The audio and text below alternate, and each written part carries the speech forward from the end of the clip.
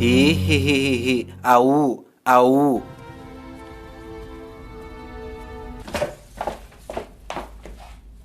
Kisah akan berfokus pada seorang pria bernama Dr. Malcolm yang merupakan psikologis anak yang memiliki banyak prestasi dan keberhasilan dalam bidang pekerjaannya, yang untuk merayakan hal itu, Malcolm dan sang istri yang bernama Anna pun minum bersama untuk menghabiskan sisa malam ini.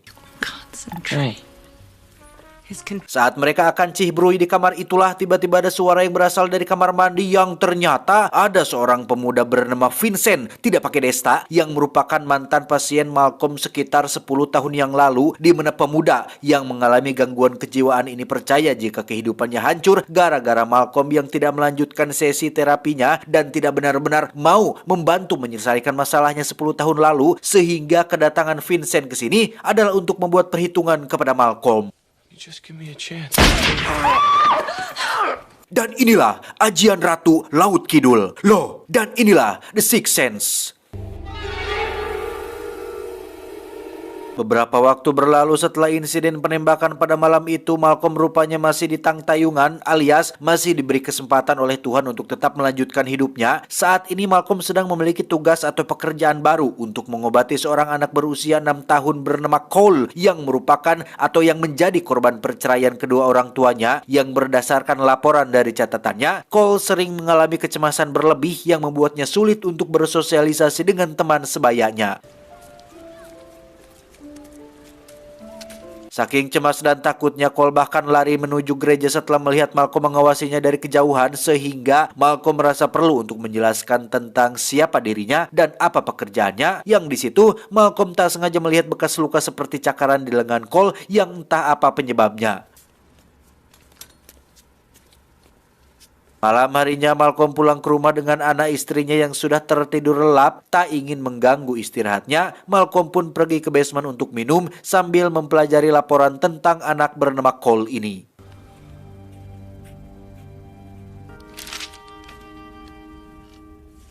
Keesokan paginya di rumah Cole, kita akan diperkenalkan kepada ibunya Cole yang bernama, kita panggil saja si ibu, yang sedang persiapan untuk berangkat kerja sambil menyiapkan sarapan untuk anaknya yang sebentar lagi akan berangkat sekolah, di mana terjadi fenomena aneh saat semua laci tiba-tiba terbuka dengan sendirinya, yang hal itu cukup membuat si ibu terkejut.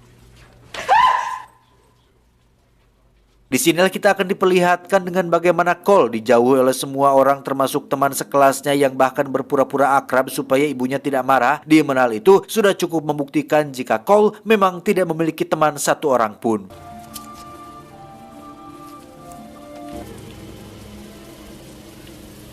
Ketika pulang ke rumah, di situ sudah ada Malcolm yang sedari tadi menunggunya. Cole nampaknya tidak suka dengan keberadaan Malcolm di rumah ini, yang hal itu bisa terlihat dari bagaimana Cole menolak untuk duduk dan menolak untuk dibantu oleh bahkan dari seorang dokter anak sekalipun.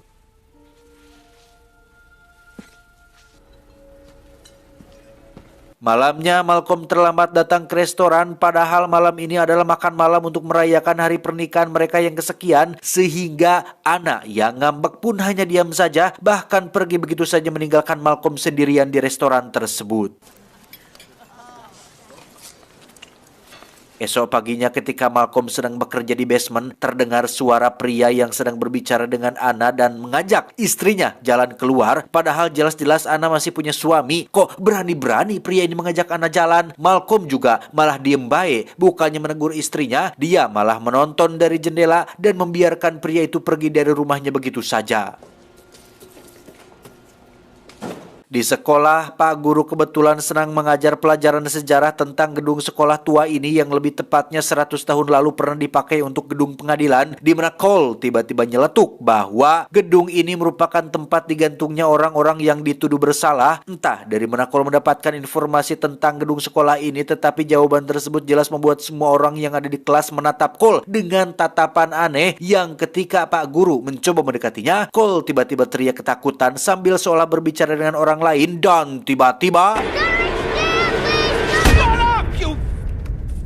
Sampai sini kita bisa simpulkan bahwa alasan Cole terisolasi dari lingkungan sosial dan tidak memiliki teman adalah dikarenakan dia sering bersikap aneh, sering berbicara sendiri, sering melihat sesuatu yang tidak bisa dilihat oleh semua orang, alias punya indera keenam sesuai dengan judul filmnya, alias terlahir sebagai anak indigo. Namun karena orang-orang di lingkungannya tidak percaya hal-hal seperti ini dan tidak punya pengetahuan atau wawasan terhadap hal-hal berbau mistis, maka sosok seperti Cole dianggap aneh oleh lingkungannya.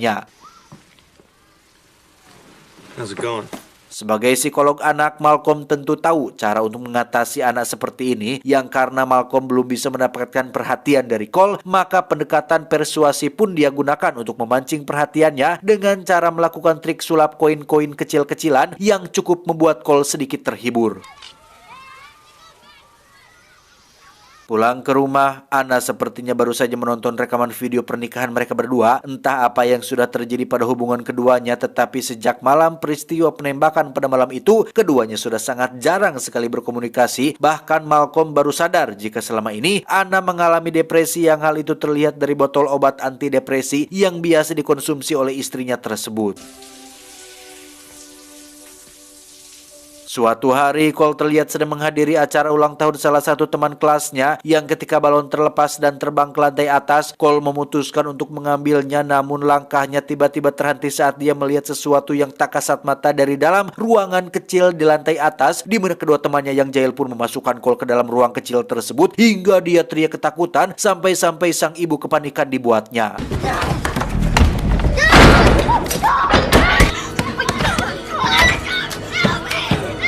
Akibat pingsan dan mengalami syok berat, Cole pun dibawa ke rumah sakit. Pak dokter yang merupakan sutradara film ini pun mengatakan bahwa dia menemukan beberapa luka pada tubuh Cole dan curiga telah ada kekerasan fisik yang dialaminya. Sontak hal itu membuat si ibu marah karena merasa tidak pernah melakukan kekerasan kepada putra tercintanya. Malcolm pun hanya diam saja mendengar percakapan si ibu dan si dokter karena tak ingin ikut campur dalam masalah yang bukan wilayahnya. Is this Sloan over there?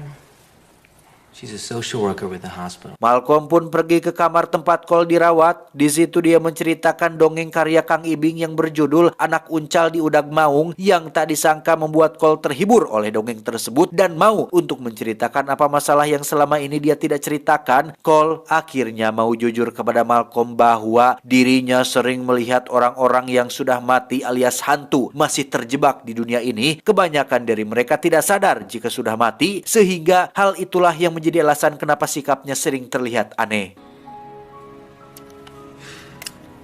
Untuk sementara ini, Malcolm sebagai psikolog anak pun menyatakan jika Cole kemungkinan mengidap skizofrenia dan halusinasi visual yang membuatnya melihat hal-hal yang sebenarnya tidak ada atau tidak nyata akibat dari mungkin trauma perceraian kedua orang tuanya, sehingga ini akan menjadi PR sekaligus tantangan bagi Malcolm untuk bisa menyembuhkan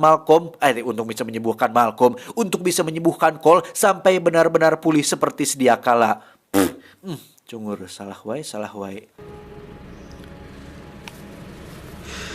Singkat cerita, setelah Cole diperbolehkan pulang ke rumah, dia tiba-tiba terbangun pada larut malam untuk pipis ke kamar mandi, yang mana tuduhan Malcolm tentang Cole yang hanya berhalusinasi ternyata adalah salah besar. Karena faktanya, Cole yang memiliki indera keenam pun benar-benar bisa melihat sosok yang biasa kita sebut sebagai jurig alias hantu alias dedemit alias arwah penasaran, yang kebetulan gentayangan di rumah ini dan sering muncul di dapur tepat pada larut malam.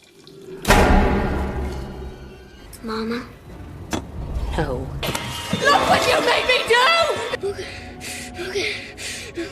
Esoknya di sekolah, Malcolm kembali menemui Cole untuk menanyakan lebih jauh tentang apa yang diceritakannya ketika di rumah sakit, yaitu soal penampakan hantu yang sering dilihatnya, di mana secara kebetulan Cole saat ini sedang melihat 3 orang digantung di gedung sekolah ini yang sebenarnya hampir setiap hari dia lihat, sekaligus membuktikan jika apa yang dikatakannya kepada Pak Guru ketika di kelas adalah benar-benar nyata. Di rumah ketika sedang makan malam, si ibu mengeluhkan tentang perhiasan miliknya yang sering hilang dari lemari dan tahu-tahu sudah tergeletak begitu saja di luar, padahal perhiasan itu adalah warisan pemberian dari ibunya, alias nenek Cole sendiri. Karena tidak ada orang lain lagi di rumah ini selain mereka berdua, siapa lagi jika bukan Cole yang mengambilnya? Namun Cole yang merasa memang tidak pernah mengambilnya pun membantah tuduhan tersebut dengan mengatakan bahwa hantu di rumah inilah yang melakukannya. Si ibu benar-benar sudah muak dengan cerita-cerita tahayul mistis yang sering Cole ceritakan dan meminta putranya untuk bersikap normal demi untuk kebahagiaan keluarga kecil ini. I am so tired, Cole. I'm tired in my body. I'm tired in my mind. Selepas makan malam, Cole kembali melihat penampakan sesosok hantu anak kecil yang menjadi korban pembunuhan, di mana dia langsung menghampiri ibunya untuk meminta izin tidur bersamanya malam ini, yang meski sudah tidak tahan dengan semua yang Cole ceritakan, ibu tetaplah ibu yang menyayangi anaknya, sehingga si ibu pun menangis antara haru dan lelah dengan apa yang terjadi pada keluarga mereka. Tell me. Oh, please. Sementara itu, Anna, istri Malcolm, terlihat sedang melayani pembeli yang kebetulan Anna ini adalah seorang pemilik toko perhiasan. Tak lama muncullah pria yang sering datang ke rumahnya dan sering mengajak jalan, di mana saat mereka berdua sedang bermesraan, terdengar suara lemparan batu yang memecahkan kaca jendela, yang hal itu dilakukan oleh Malcolm, suaminya yang cemburu dengan apa yang dilakukan istrinya dengan pria asing tersebut.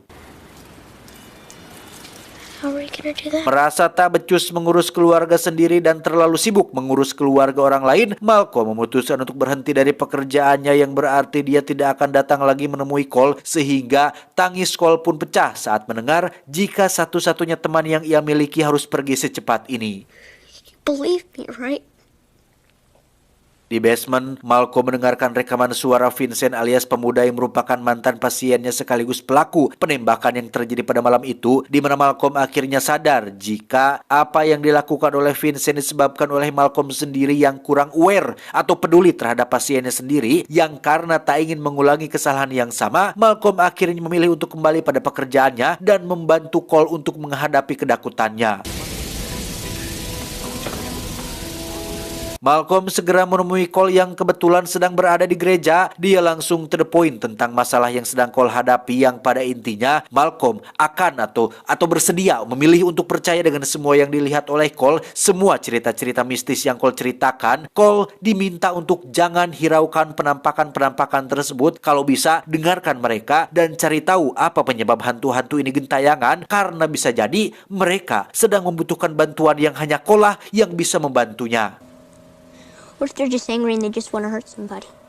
Pada saat larut malam ketika si ibu sudah tidur, Cole kembali diteror oleh hantu lain yang membuatnya ketakutan dan bersembunyi di dalam tenda kecil di kamarnya. Dan tiba-tiba sempat kabur dan sembunyi, Cole akhirnya ingat tentang saran dari Malcolm untuk dengarkan keluhan para hantu, di mana Cole memberanikan diri untuk mendekati si hantu gadis kecil tadi dan bersedia untuk mendengarkan apa masalahnya. I'm feeling much better now. Esoknya, Malcolm pun menemani Cole untuk mendatangi alamat rumah si hantu gadis kecil yang muncul semalam. Diketahui gadis ini baru saja meninggal dan baru saja dikebumikan. Cole dan Malcolm ikut masuk ke rumah si hantu gadis kecil dengan kedua orang tuanya yang sedang sibuk dengan para tamu dan saudara-saudara yang datang untuk berbelasungkawa. Di tengah keramaian itulah, Cole diam-diam masuk ke dalam kamar si gadis kecil dan...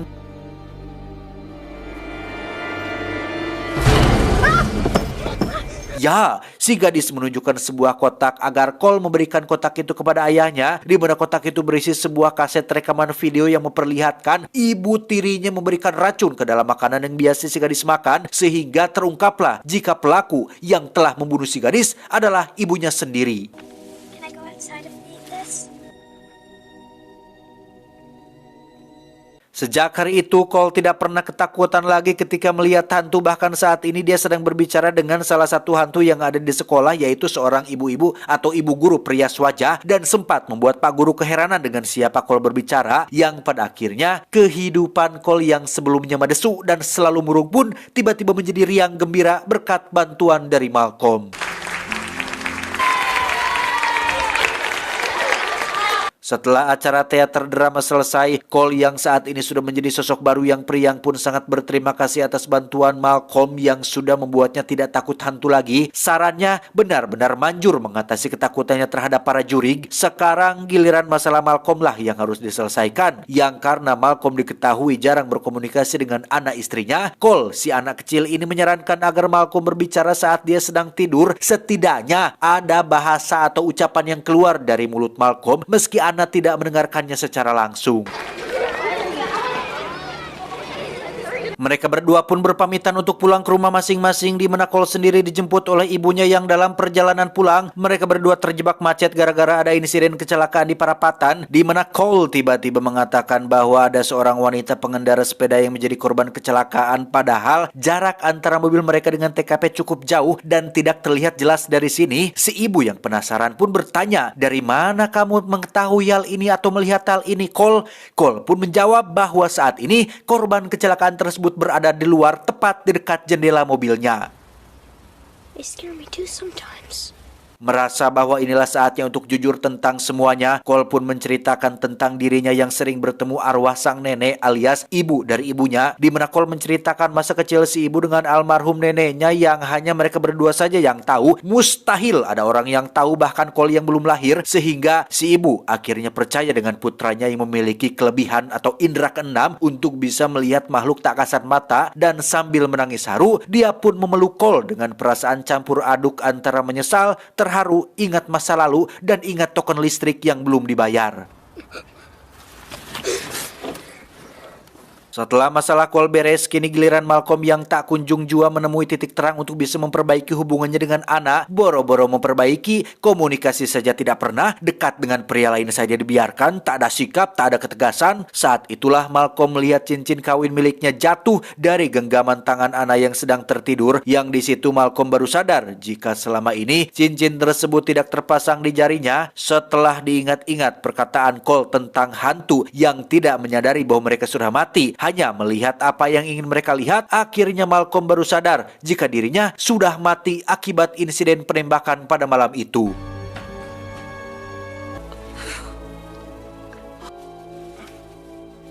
Sekarang semuanya menjadi masuk akal kenapa Malcolm tidak pernah berbicara dengan orang lain kecuali hanya dengan Cole yang memang anak yang memiliki indera keenam yang punya kelebihan untuk melihat dan berbicara dengan makhluk halus. Bahkan jika kita perhatikan, orang-orang sekitar tidak pernah sekalipun memperhatikan keberadaan si Malcolm ini. How often do you see them?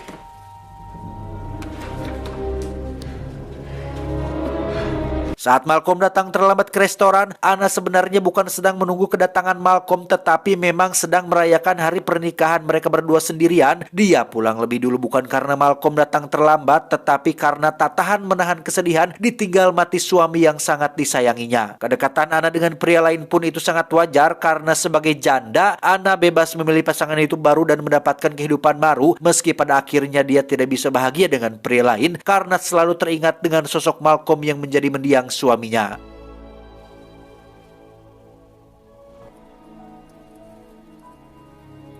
Setelah semuanya terungkap, Malcolm akhirnya bisa pergi dengan tenang ke tempat seharusnya dia berada. Pertemuannya dengan Cole adalah suratan takdir untuk supaya Malcolm bisa memperbaiki kesalahan yang pernah dia lakukan kepada Vincent di masa lalu, bahwa dalam membantu seseorang, kita tidak boleh setengah-setengah. Jika memang punya etikat baik, tuntaskanlah. Jangan buat kecewa orang lain yang sudah berharap besar kepadamu.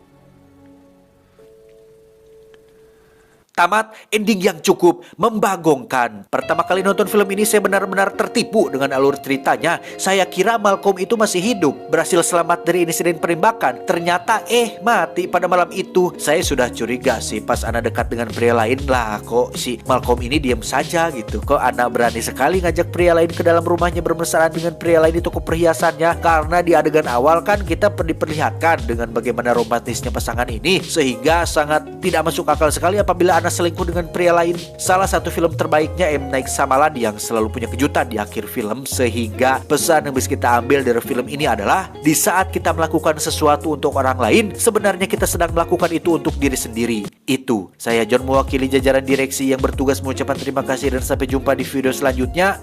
Adios, selang infus prasejarah. Cuau.